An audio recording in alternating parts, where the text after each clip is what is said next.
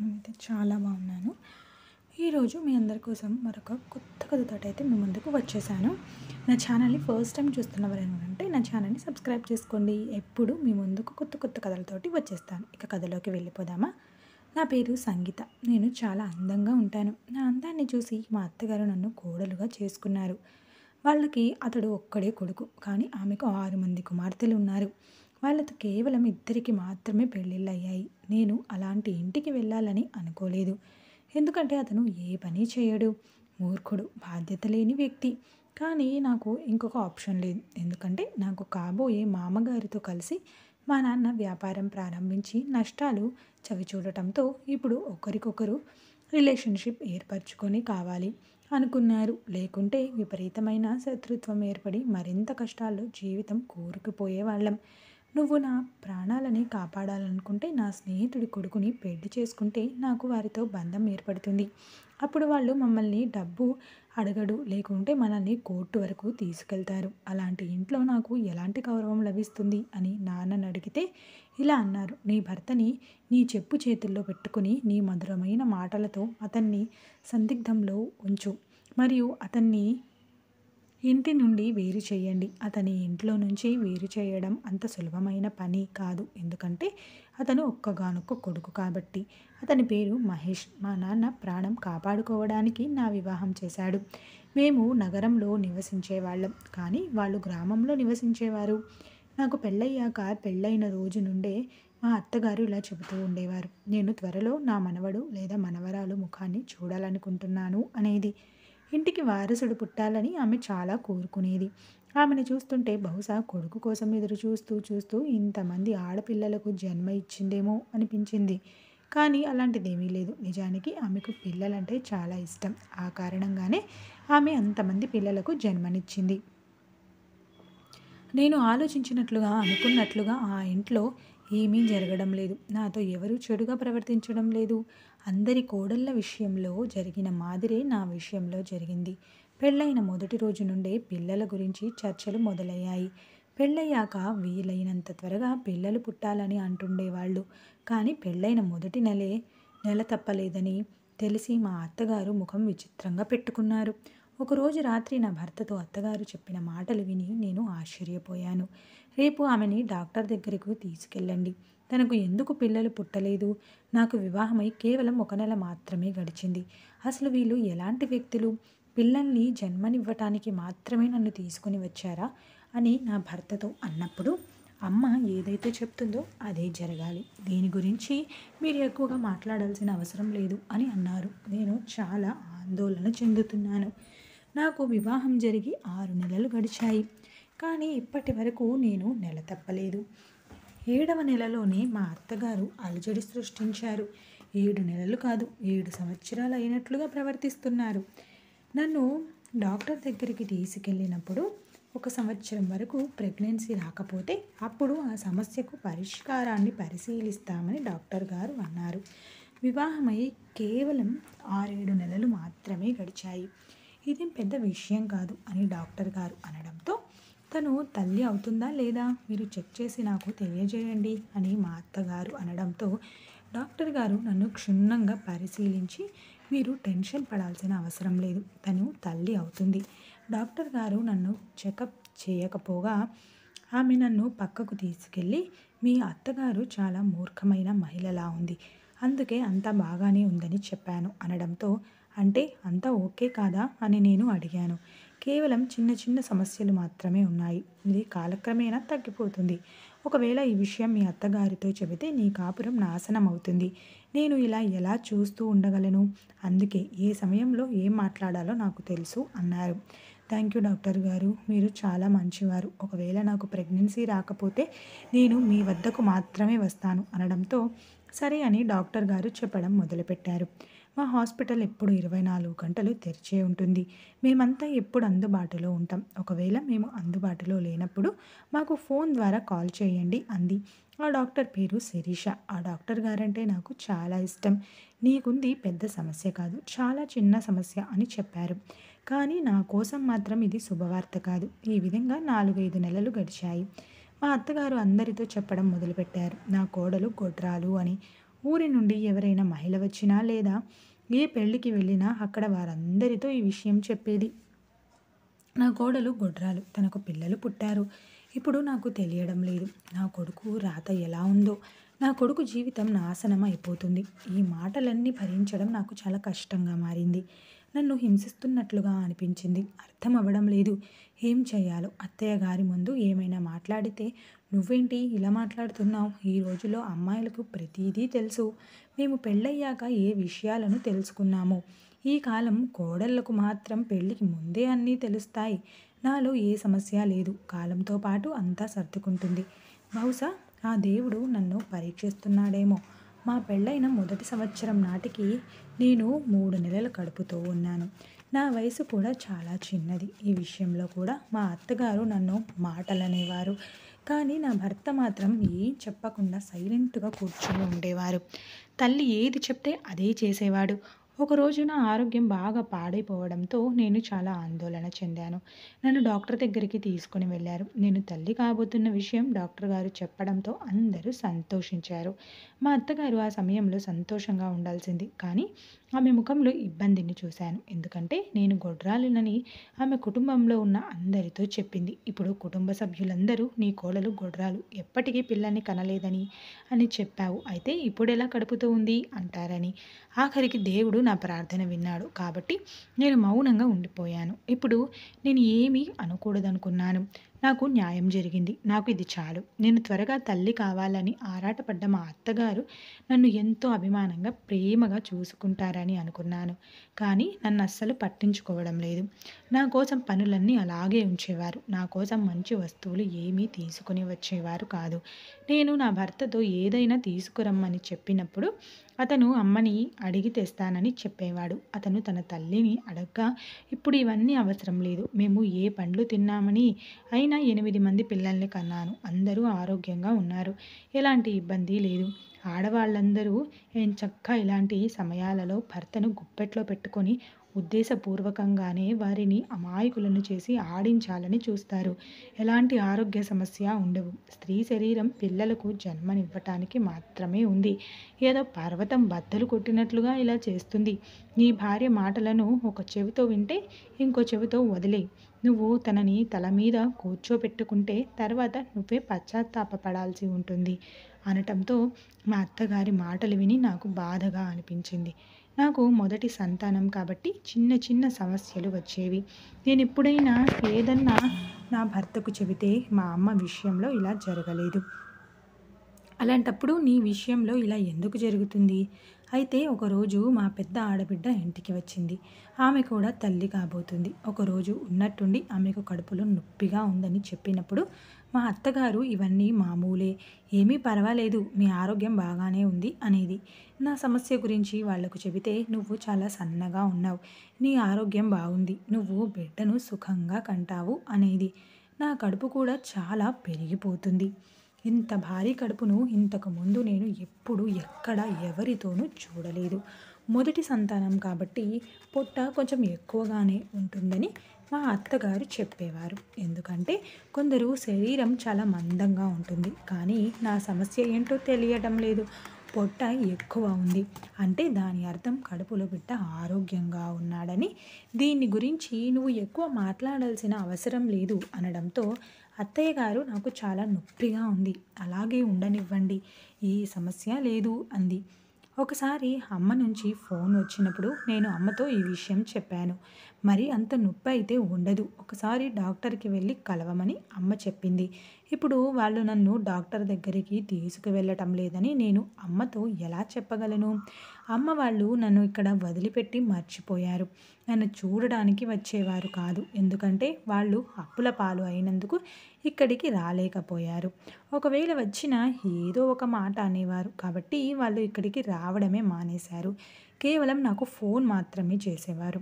నా కూతుర్ని బాగా చూసుకోండి అని మా అమ్మ కానీ నాన్న కానీ వారితో చెప్పేవారు కాదు. నా జీవితం అయితే నరకంలాగా మారింది. కానీ నా బిడ్డ గురించి ఆందోళన చెందుతున్నాను.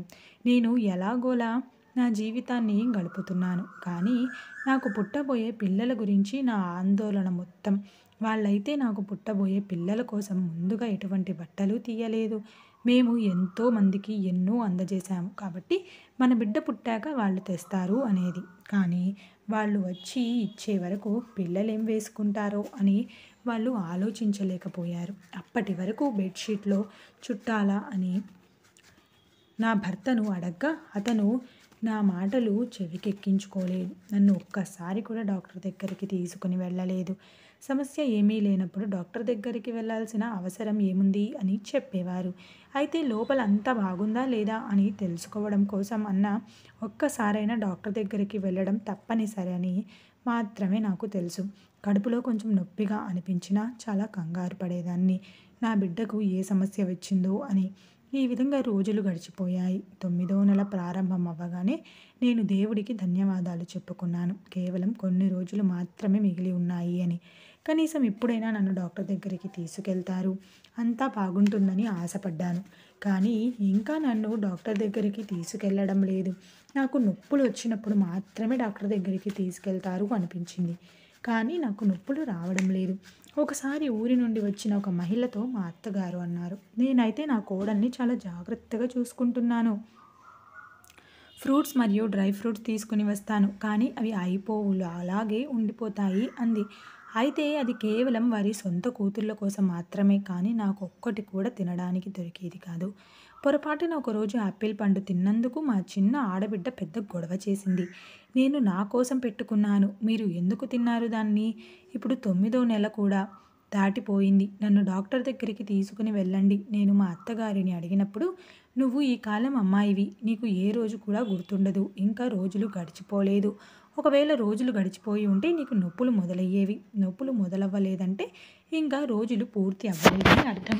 లేదు అత్తగారు, నాకు నడుములో చాలా నొప్పిగా ఉంది, కడుపు కూడా చాలా బరువెక్కింది అనడంతో, లేదు, నీ డెలివరీ టైం ఇంకా రాలేదు, ఒకవేళ టైం దగ్గరికి వస్తే నీకు తెలుస్తుంది అంది. ఇలాగే రోజులు గడిచిపోతుండడంతో నన్ను డాక్టర్ దగ్గరికి తీసుకెళ్ళండి అని పట్టుపట్టడంతో అప్పుడు నా భర్త తనకు పాత పరిచయం ఉన్న ఒక డాక్టర్ దగ్గరికి తీసుకొని వెళ్ళాడు. అతను ఇంకా సమయం ఉంది అని అనడంతో వీళ్ళందరూ నన్ను మాటలనడం మొదలుపెట్టారు. చూసావా, ఇంకా టైం ఉందంట, నువ్వు దేనికోసం ఇంత హడావిడి పడుతున్నావో తెలియటం లేదు.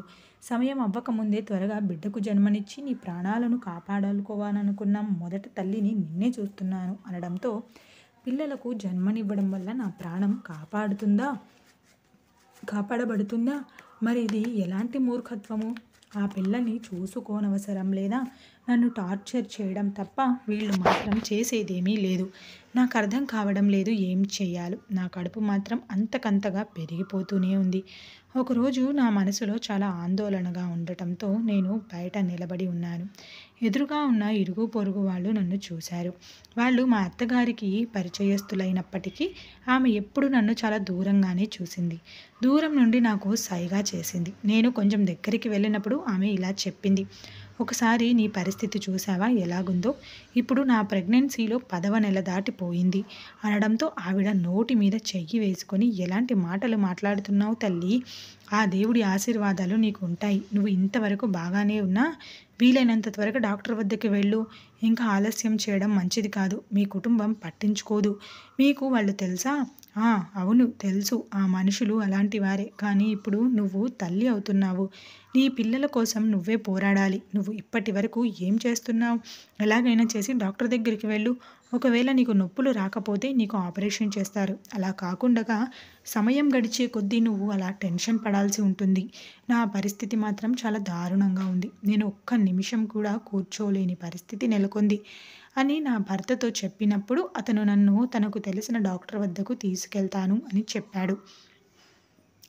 దానికి నేను ఒప్పుకోలేదు. నేను ఇప్పుడే శిరీష డాక్టర్ దగ్గరికి వెళ్ళాలి. ఎందుకంటే నాకు పొరిటి నొప్పులు రావడం లేదు.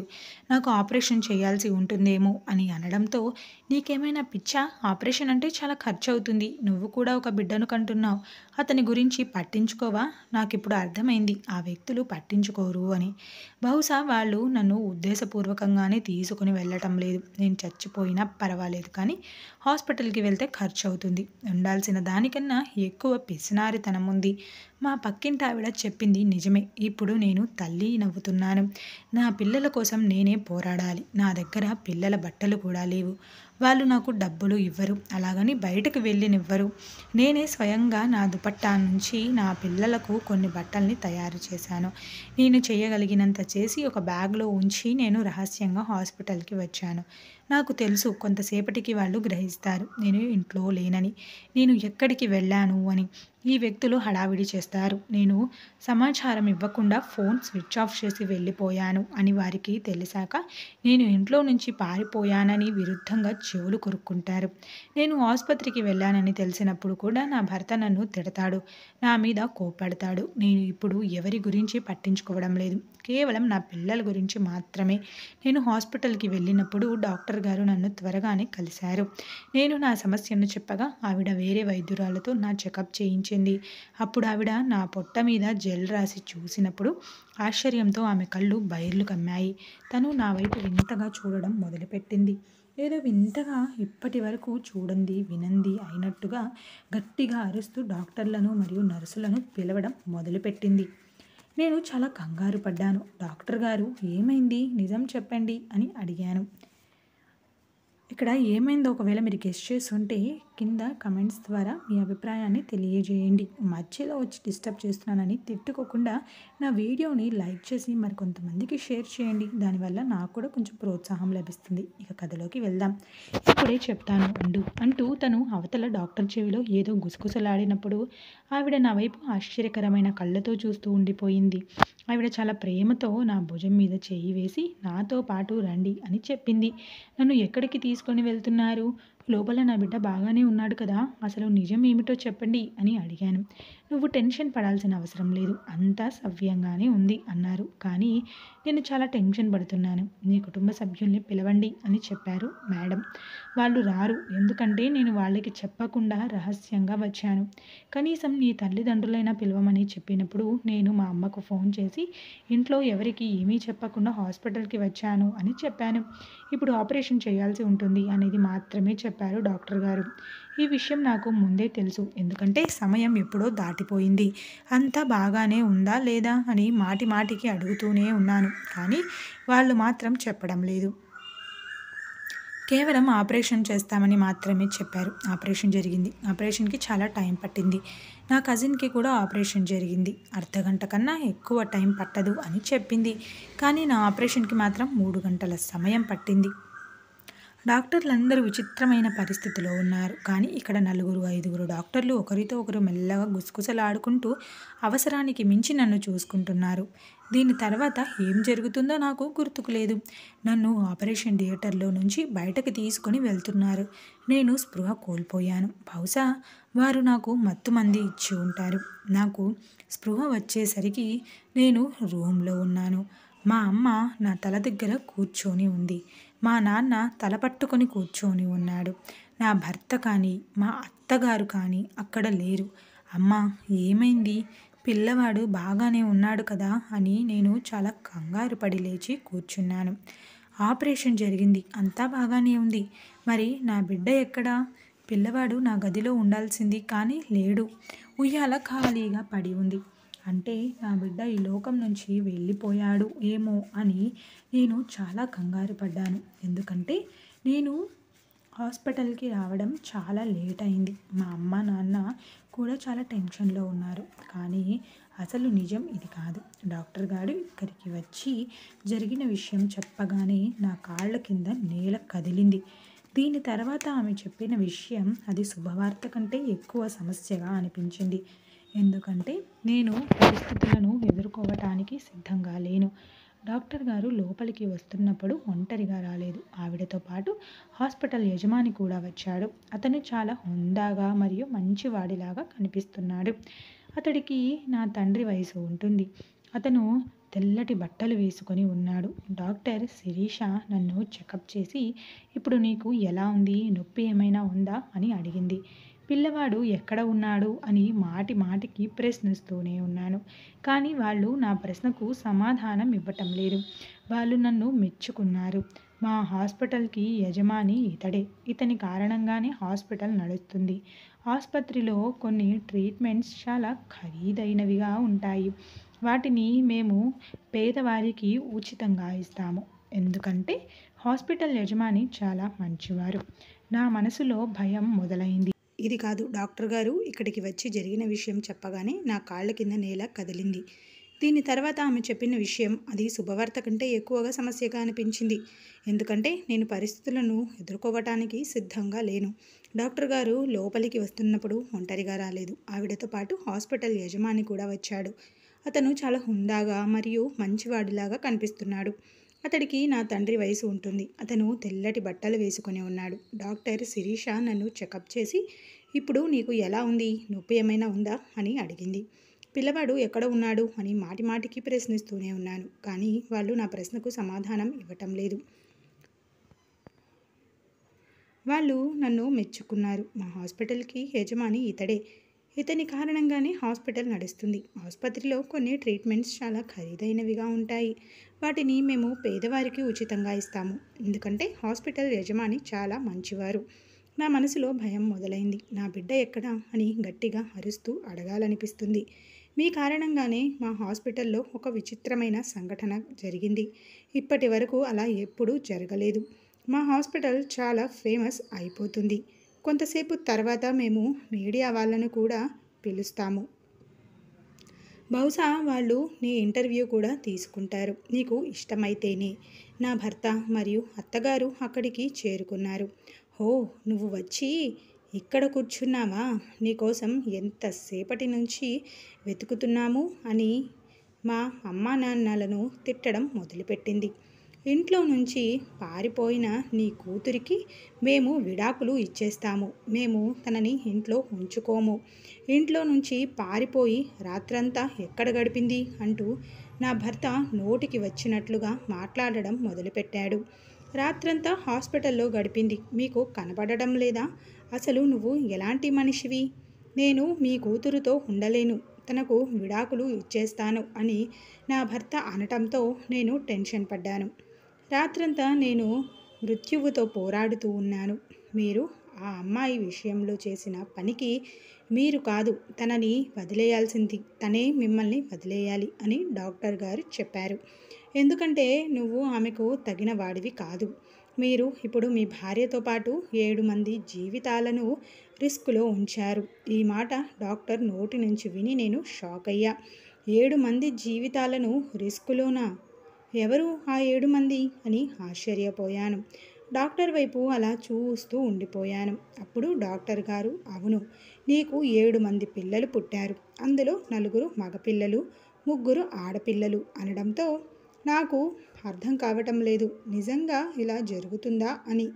ఈ మాట వినగానే అక్కడ ఉన్న ప్రతి ఒక్కరూ, నా భర్త మరియు నా అత్తగారి మొహాలు వింతగా మారాయి.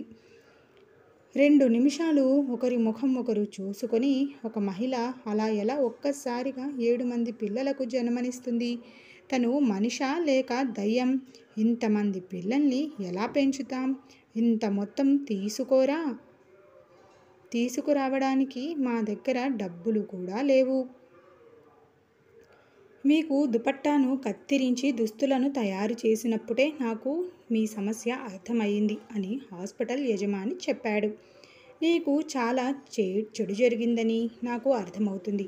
నాకు తెలుసు, ఒక్కసారిగా 7 మంది పిల్లల్ని పెంచడం అంటే చాలా కష్టము, ఖర్చుతో కూడుకున్న పని. కాబట్టే ఈ పిల్లల ఖర్చులన్నీ నేనే భరిస్తాను అని మాటిస్తున్నాను. ఈ పిల్లలు తమ కాళ్లపై తాము నిలబడి ఉద్యోగం చేసేంత వరకు వాళ్ళ చదువు, ఆరోగ్యం, ఆహారం, పాలు, దుస్తులు అన్నిటి ఖర్చులను నేనే భరిస్తాను అని హాస్పిటల్ యజమాని అనటంతో నా భర్త మరియు అత్తగారు ఒకరి కళ్ళలో ఒకరు చూసుకుంటూ మాట్లాడుకోవడం మొదలుపెట్టారు. నా బిడ్డల తిండికి పోషణ బాధ్యత అంతా తీసుకొని ఒక మంచి వ్యక్తిని పంపాడు ఆ దేవుడు. నా తప్పైపోయింది. నన్ను క్షమించండి. నేను కంగారులో ఏదో అనేశాను. సరే, అయితే ఇంటికి వెళ్దాం పదా. ఆ దేవుడు మనకు చాలామంది పిల్లల్ని ఇచ్చాడు అని నా భర్త ఇలా చెబుతూ నా చెయ్యి పట్టుకున్నాడు. వెంటనే నేను చెయ్యి వదిలించుకుని, మీరు నాకు విడాకులు ఇవ్వటానికి ప్లాన్ చేస్తున్నారు. ఎందుకంటే నేను రాత్రి ఎక్కడో గడిపాను అని మీరు అనుకుంటున్నారు. మీరు పిల్లల ఖర్చులు భరించాలని అనుకోవటం లేదు. ఇప్పుడు మరొకరు ఖర్చులు భరించబోతున్నారని మీకు తెలిసినప్పుడు మీరు ఎటువంటి ఇబ్బంది లేదు. అసలు ఇలాంటి వ్యక్తితో ఉండకూడదని నేను నిర్ణయించుకొని నా తల్లిదండ్రుల ఇంటికి వచ్చేశాను. నాకేమైంది? అసలు నిజం తెలిస్తే నేను కంగారు పడి నా బీపీ పెరిగిపోతే ఇది నాకు నా బిడ్డకు సమస్యగా మారుతుందని ఈ కారణంగానే డాక్టర్ గారు నేను ఎన్నిసార్లు అడిగినా నాకు చెప్పలేదు. కానీ ఈ విషయం చాలా ప్రసిద్ధి చెందింది. ఈ వార్తలు మీడియాలో హల్చల్ చేశాయి. ఒక చిన్న ఊరిలోని మహిళ 7 మంది పిల్లలకు జన్మనిచ్చింది. అందులో 4 మగపిల్లలు, 3 ఆడపిల్లలు. ఈ హాస్పిటల్లో వైద్యుల సామర్థ్యం చూసి గర్వంగా అనిపించడం మొదలయ్యింది. వీళ్ళు ఇంత క్లిష్టమైన కేసుని ఎలా హ్యాండిల్ చేశారు? తల్లితో సహా పిల్లలందరికీ ప్రాణాలను కాపాడారు. మా అత్తగారికి ఏం కావాలో నాకు నేటికి అర్థం కావడం లేదు. ఇంతకుముందు బిడ్డలను కనాలని కోరుకుంది. ఇప్పుడు ఆ బిడ్డలను ద్వేషించడం మొదలుపెట్టింది. బహుశా తన కొడుక్కి బిడ్డ పుడితే తనను మర్చిపోతాడని భావించి ఉండవచ్చు. నా భర్తకు అతను చేసిన తప్పు అర్థమైంది. మా ఇంటికి పదే పదే వచ్చేవాడు. నువ్వు నీ భార్య పిల్లల్ని తీసుకుపోవాలనుకుంటే నువ్వు వేరే ఇంట్లో నివసించాల్సి ఉంటుంది అని నా తల్లిదండ్రులు షరతు పెట్టారు. దానికి నా భర్త ఒప్పుకోలేదు. అయితే నా కూతుర్ని వదిలేయండి. ఇది మీకు చాలా సులభమైన పని. మరియు మీరు మీ తల్లిదండ్రులతోనే ఉండండి. నీ నిర్లక్ష్యం వల్ల నీ భార్య పిల్లల ప్రాణాలను ప్రమాదంలో పడేశావు. ఒకవేళ నా కూతురు సమయానికి డాక్టర్ దగ్గరకు వెళ్లకుండా ఉండుంటే ఈ పిల్లలందరూ చనిపోయేవాళ్ళు మరియు నా కూతురు కూడా చనిపోయేది అనడంతో నా భర్తకి ఇప్పుడు అర్థమైంది. నేను పిల్లలే అతడి కుటుంబమని తెలుసుకుని నా తల్లిదండ్రులకు క్షమాపణలు చెప్పి ఇప్పటి నుంచి నేను నా భార్యతో ఉంటాను. అలాగే పిల్లల ఖర్చులను కూడా భరిస్తాను అన్నాడు. ఆ భారం మోస్తుంది హాస్పిటల్ యజమాని. అది మాకు సాధ్యం కాదు. నా భర్తకు ఒక మంచి ఉద్యోగం దొరికింది. అతను ఇతరత్రా ఖర్చులను కూడా బాగానే తీరుస్తున్నాడు. అతని కుటుంబాన్ని పోషించడం నా భర్త బాధ్యత. కాబట్టి అతడు సంపాదించిన కొంత డబ్బుల నుంచి తన తల్లిదండ్రులకు, చెల్లెళ్లకు పంపేవాడు. ఇప్పుడు తన తప్పును తెలుసుకున్నాడు. ఒక మంచి భర్తగా మారాడు.